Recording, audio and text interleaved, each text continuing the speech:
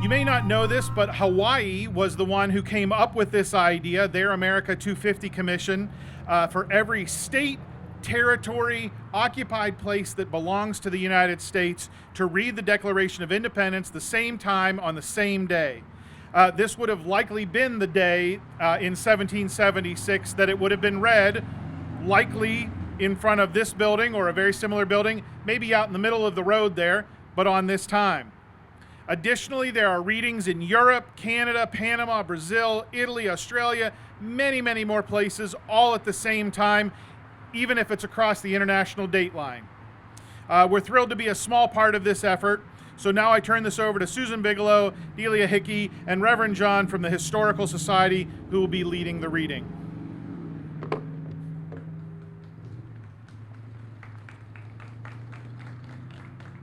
In Congress, July 4th, 1776, the unanimous declaration of the 13 United States of America. When, in the course of human events, it becomes necessary for one people to dissolve the political bonds which have connected them with another, and to assume among the powers of the earth the separate and equal station to which the laws of nature and nature's God entitle them, a decent respect to the opinions of mankind requires that they should declare the causes which impel them to the separation.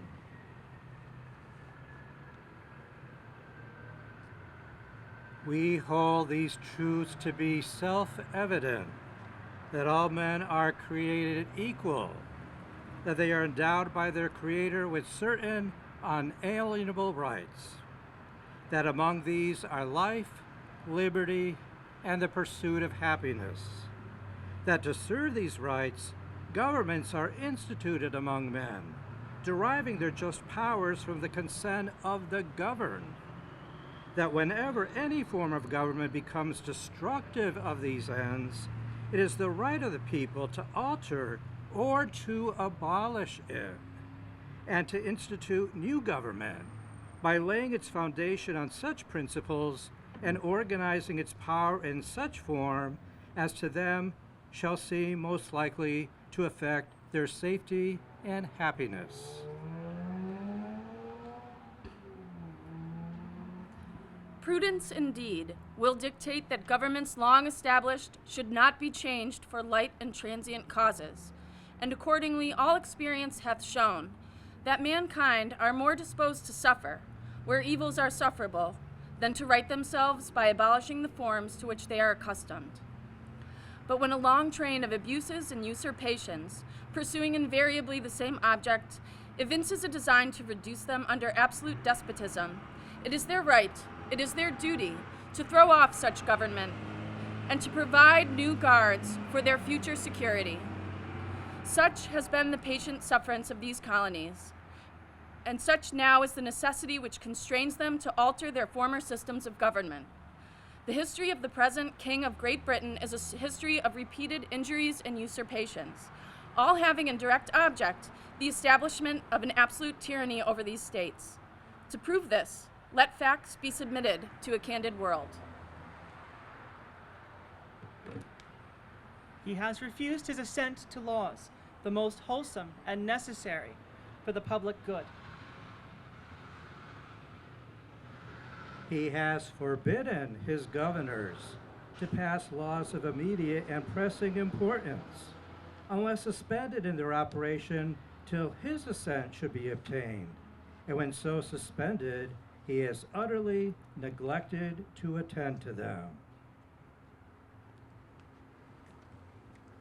He has refused to pass other laws for the accommodation of large districts of people, unless those people would relinquish the right of representation in the legislature, a right inestimable to them and formidable to tyrants only. He has called together legislative bodies at places unusual, uncomfortable, and distant from the depository of their public records for the sole purpose of fatiguing them into compliance with his measures.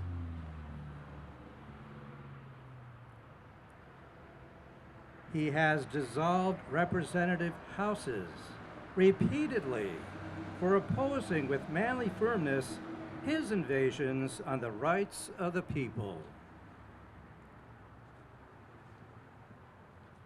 He has refused for a long time, after such dissolutions, to cause others to be elected, whereby the legislative powers, incapable of annihilation, have returned to the people at large for their exercise, the state remaining in the meantime exposed to all the dangers of invasion from without and convulsions within.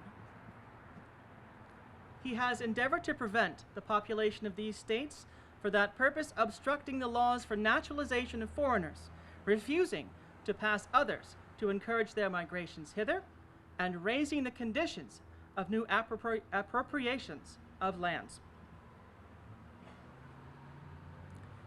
He has obstructed the administration of justice by refusing assent to laws for establishing judiciary powers.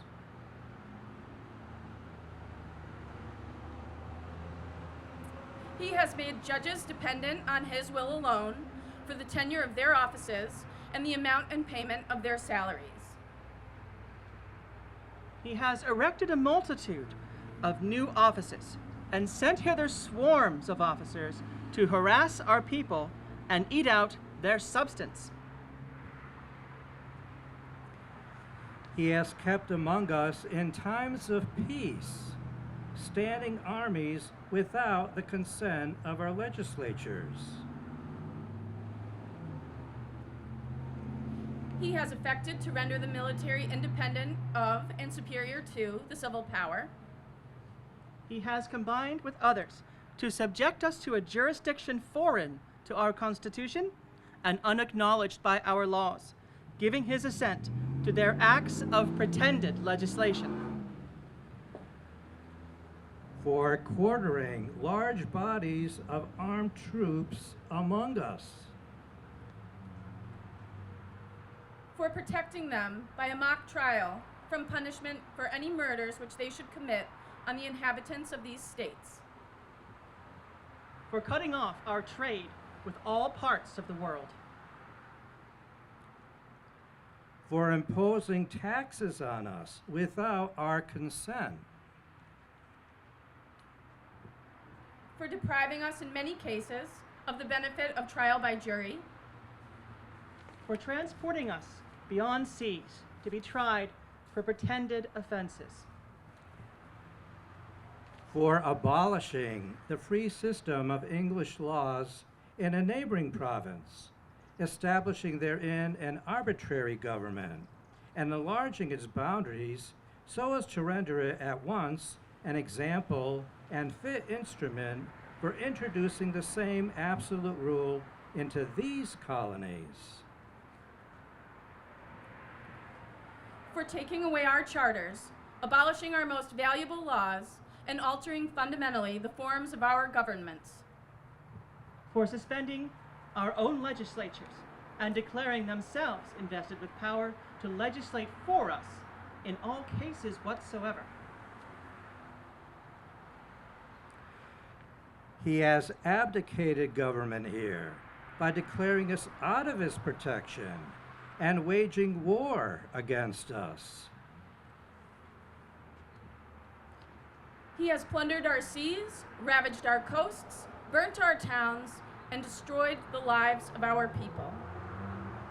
He is, at this time, transporting large armies of foreign mercenaries to complete the works of death, desolation, and tyranny, already begun with circumstances of cruelty and perfidy scarcely paralleled in the most barbarous ages, and totally unworthy of the head of a civilized nation.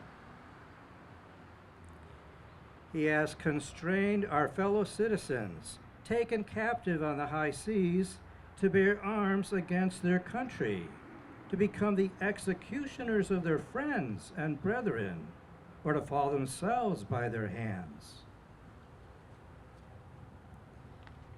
He has excited domestic insurrections among us and has endeavored to bring on the inhabitants of our frontiers, the merciless Indian savages, whose known rule of warfare is an undistinguished destruction of all ages, sexes, and conditions. In every stage of these oppressions, we have petitioned for redress in the most humble terms. Our repeated petitions have been answered only by repeated injury. A prince whose character is thus marked by every act which may define a tyrant is unfit to be the ruler of a free people. Nor have we been wanting in attentions to our British brethren. We have warned them from time to time of attempts by their legislature to extend unwarrantable jurisdiction over us. We have reminded them of the circumstances of our immigration and settlement here. We appealed to their native justice and magnanimity, and we've conjured them by the ties of our common kindred to disavow these usurpations, which would inevitably interrupt our connections and correspondence. They too have been deaf to the voice of justice and consanguinity.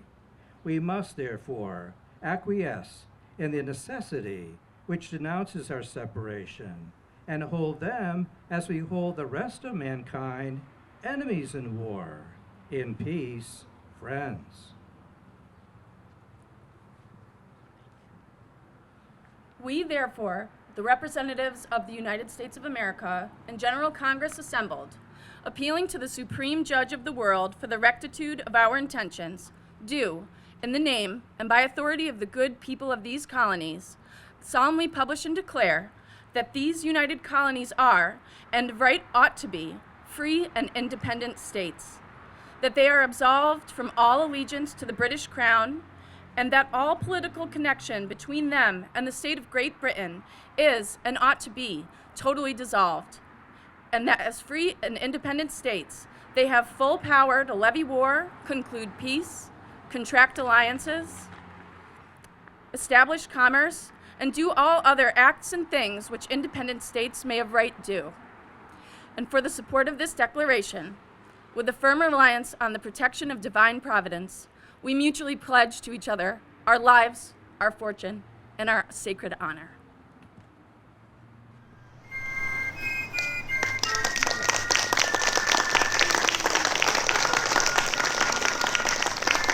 Thank you, everyone, for coming out to this. It was wonderful to have you all here.